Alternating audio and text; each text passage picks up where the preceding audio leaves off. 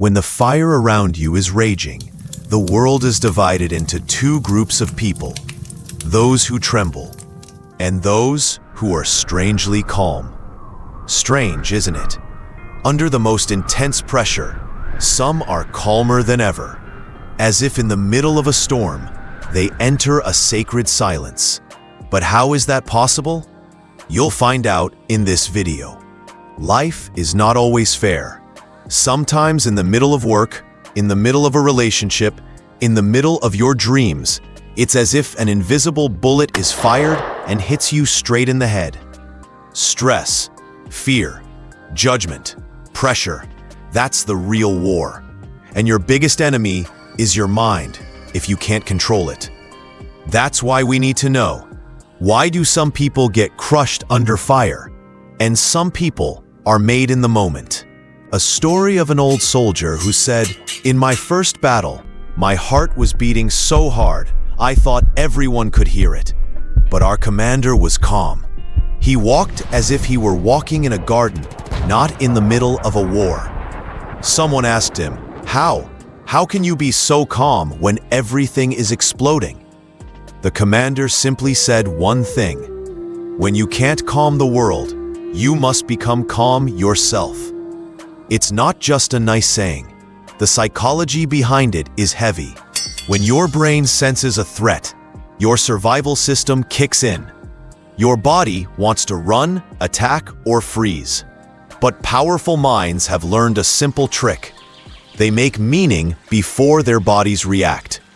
Meaning tames the terror. That's why calm people in a crisis always look like the ones with the bigger picture. They see what's happening without getting lost in it, like someone who can see through the smoke. Not because they're stronger, because they're calmer. But how is that possible? First, naming fear. Whenever you're under fire, the first thing you should do is name your fear. I'm afraid of failure right now. I'm afraid of judgment right now. When you name it, your brain no longer sees it as a shapeless monster. Second, commander's breath.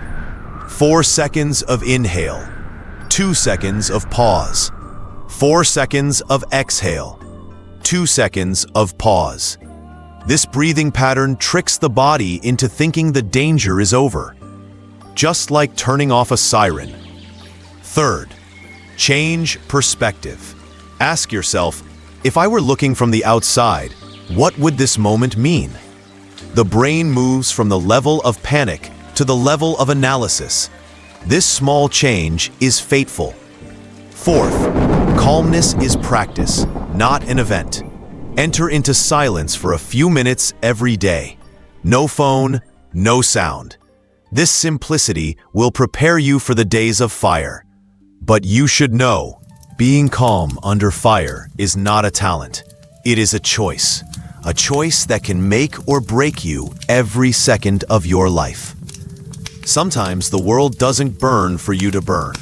It burns for you to finally learn how to walk calmly through the flames. In the next videos, we will talk about the psychology of people. If you like psychological information, subscribe to our channel and introduce it to your friends.